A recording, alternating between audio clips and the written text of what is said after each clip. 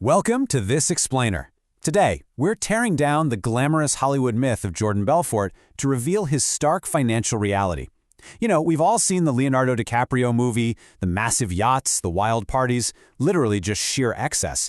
But right now, we're going to look way past that silver screen and actually crunch the numbers. Let's kick things off with a pretty shocking figure. As of 2026, Jordan Belfort's net worth is officially sitting at around negative $100 million. Yep, you heard that right, negative. It's definitely not a typo. For a guy who is literally famous for generating unimaginable wealth, this number completely shatters the whole illusion of the untouchable billionaire. So this massive deficit immediately begs the question, right? How does the legendary Wolf of Wall Street, a guy who supposedly once made $23 million in 2 hours, actually end up so deeply in the red today? Like, how does a financial mastermind find himself with a negative 9-figure net worth? Well, the crucial point here is that this negative net worth isn't just an empty bank account. It doesn't mean he can't, pay his rent or buy groceries. It's actually a lingering, legally binding liability.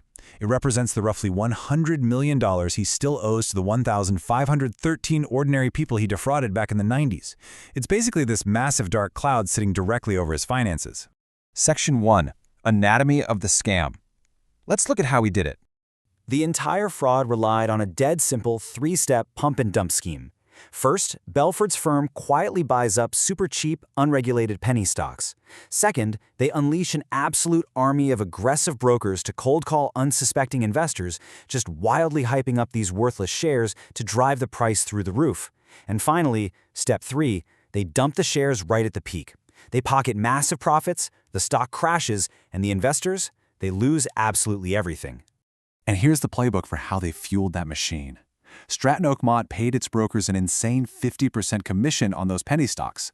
To put that in perspective, the standard at legitimate firms was about 1%. They trained these young, super-hungry brokers in a high-pressure psychological tactic they called straight-line persuasion. Eventually, they moved from penny stocks to pumping real IPOs, famously making $23 million in just 2 hours on Steve Madden's shoes.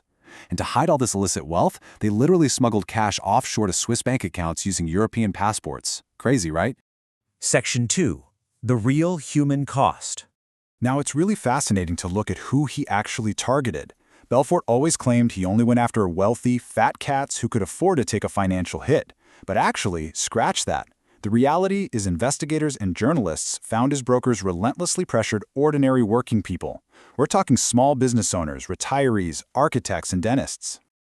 Just listen to this account from Dr. Louis E. DeQueen III. He recalled how his father, who was an engineer, was cold-called by a Stratton broker and totally manipulated into transferring his accounts. The poor guy lost practically $250,000. And the sheer stress of the situation literally caused him to suffer a stroke. These are the victims left entirely out of the Scorsese film. People like Steve Orton, who actually won his mediation case against the firm, but couldn't collect a single dime because Stratton Oakmont declared bankruptcy. He ended up losing his child's college tuition. Then there's Ken Miner, who took out a home equity line of credit to buy these hyped-up stocks and, incredibly, is still paying it off today. Or Peter Springsteel, an architect who lost half of his entire life savings just to fund Belfort's extravagant lifestyle. Section 3. Hollywood myth versus reality. Let's separate fact from fiction. So here is the ultimate irony of its whole brand. That famous Wolf of Wall Street nickname, it was literally never used by anyone in finance during his entire career. No way! The movie claims a 1991 Forbes article gave him the title, but that article actually just called him a twisted Robin Hood. Belfort totally invented the Wolf nickname himself, years later, while sitting in a prison cell writing his memoir. And while some of the movie's most insane scenes were actually real, others were just completely fabricated myths. Tossing little people in the office? Totally false, at least according to his real-life partner Danny Perush. However, Perush really did swallow a live goldfish to punish an underperforming broker.